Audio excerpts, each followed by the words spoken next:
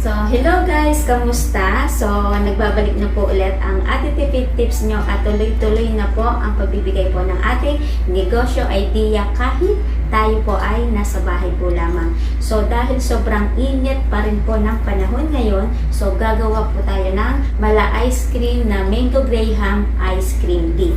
So, sa mga naghahanap po ng extra income ngayong summer, itry nyo po itong Mango Graham po natin. So, wag na po natin patagalin pa at baka magising na po yung baby po natin, hindi pa matuloy yung paggagawa po natin. Okay? So, let's start.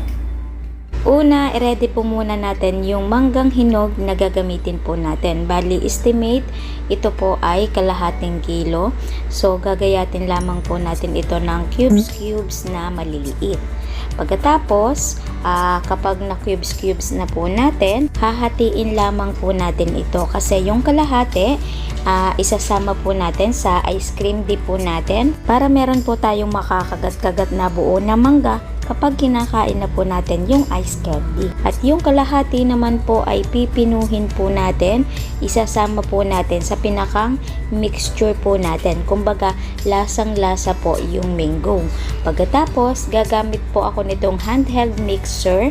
So, ito yung ginagamit ko pag nagagawa po ako ng mayonnaise. Ito po ay in-order ko online at sa gusto pong umorder, so maglalagay po ako ng link sa comment section at sa description.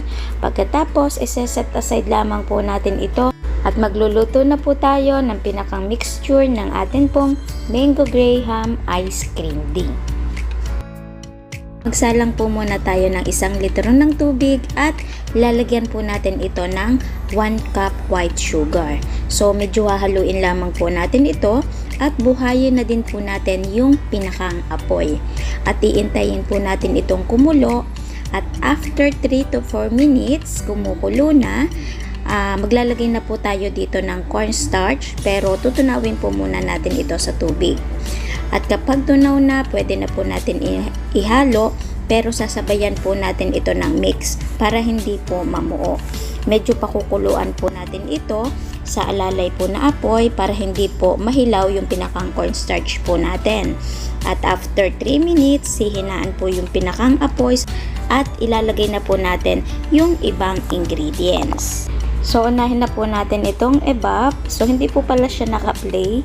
So, kapag inilalagay po natin ito, sasabayan po natin ng halo para hindi po siya mamuo.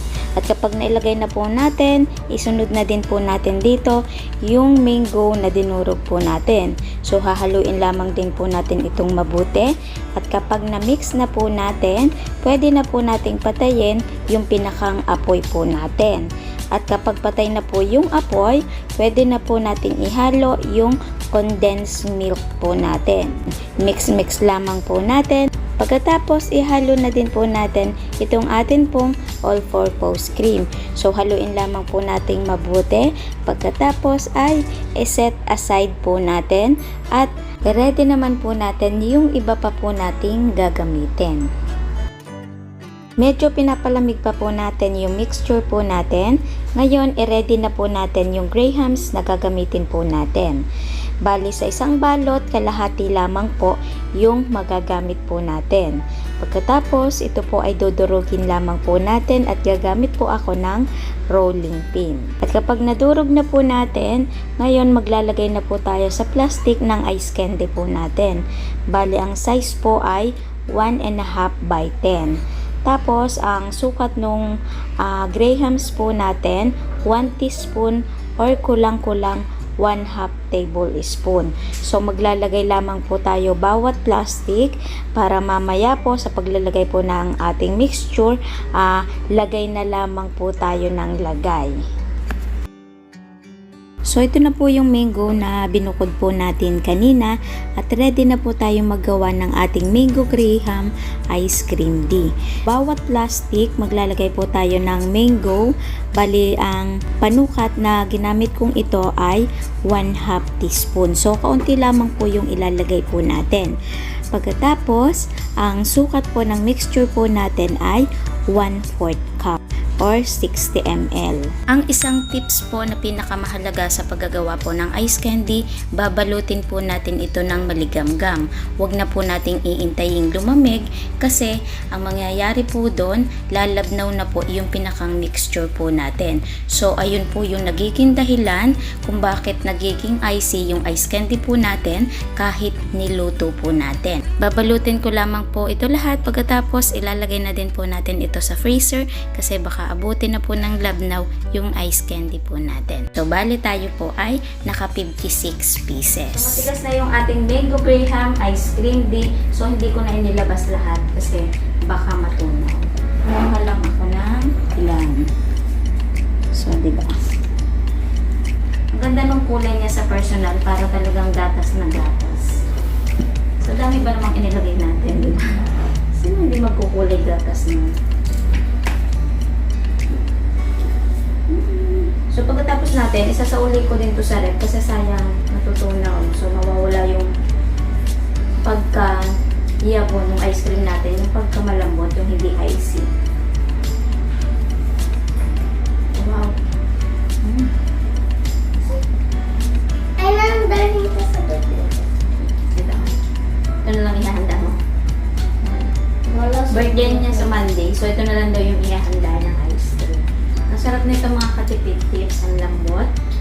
Yung tamis niya, so saktong-sakto po lamang. Sarap. Pag bumili kayo ng isa, kulang sa inyo yung isa, sigurado babalik kayo.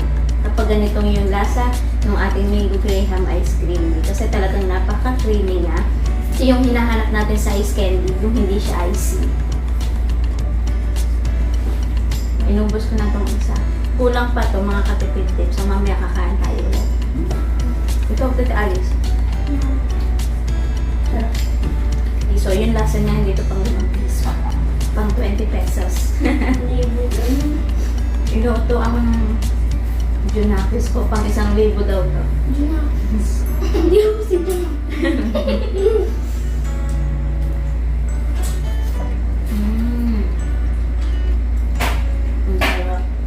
So, kahit 2 pieces lang po yung inilagay po natin mangga. So, lasang-lasa po yun. At masasabi po talaga natin na mango graham po yung ginawa po natin. So, napaka-creamy, lasang-lasa yung meal. Tapos yung gusto natin sa ice candy, yung hindi siya icy. So, ito na po yun, yung timpla po natin.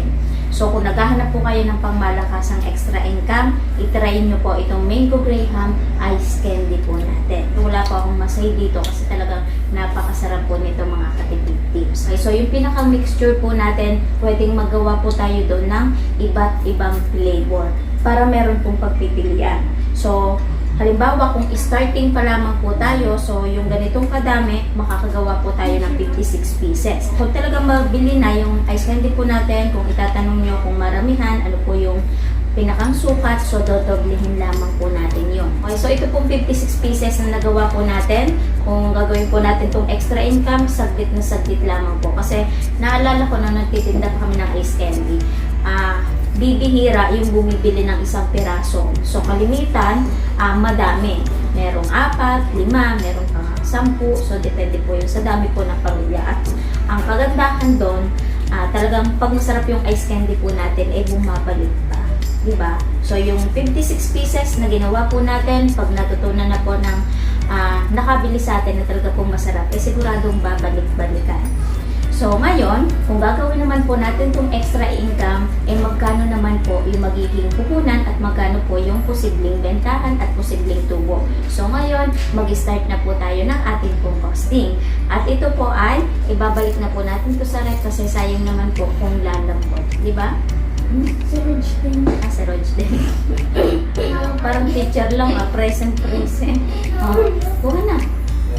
Sabi sa anong anak ko, parang teacher. Okay, kuha na.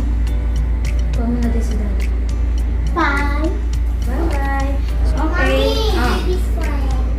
Baby's crying. So, time out muna tayo. Sabi mo English ko parang ito. Wait lang. Already moms muna tayo. Magbibideo po tayo ng ice candy, ice cream. Mango. And my birthday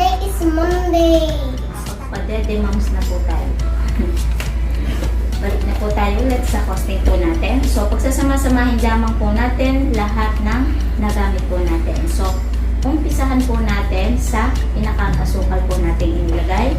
So, 16 pesos. Sa cornstarch, 4 pesos. And tatlong evap, 96 pesos. Dalawang condense, 88 pesos. Sa all-purpose cream, 68 pesos. Pero yung nabili ko, may discount po yun kapag dalawa na yung binili. Pero tutuusin na lamang po natin sa 68 pesos kasi hindi naman natin nasasabi na laging may discount po yung mabibili po natin. So, kumbaga, dagdag tubo na din po natin yon. Sa Graham po natin, kalahati lamang po yung nagamit po natin. Bali sa isang balot, may 20 pieces. So, 10 pieces lamang po yung nagamit po natin.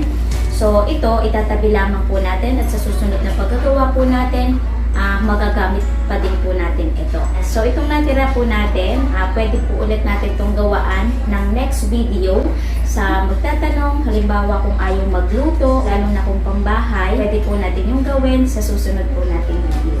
Okay? So, sa dalawang mango, kalahating kilo po yon at 45 pesos. So, ang isang kilo po ay 90 pesos. Ayun na po yung una kong nakita. Pero merong mas mura pa kasi kumbaga tag-mangga po ngayon. So, swerte po natin kung sa lugar po natin mura po yung mangga. Diba? At last ingredients, mag-add na din po tayo ng tubig na ginamit po natin. So, piso na lamang po yun kasi isang litro lang naman po yung ginamit po natin. Kaya ang total po lahat ng ingredients po natin ay 340 pesos.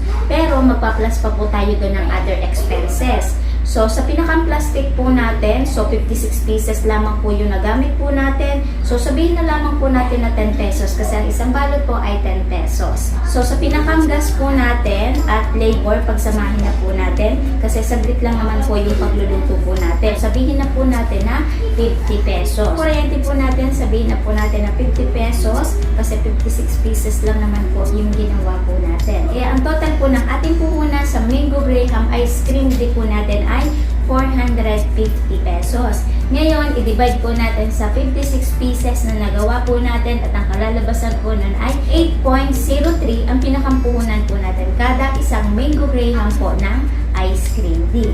So, sa magtatanong kung magkano po ang posibleng tentahan, pwede po natin ibenta ng 10 pesos to 12 pesos sa mabilisan po yon. So, kung 10 pesos po yung bentahan po natin kapag minus yung puhunan, posible po tayong tumubo ng 1.97 po kada isang piraso. Pag itinimes po natin yun sa 56, posible po tayong tumubo ng 110.32.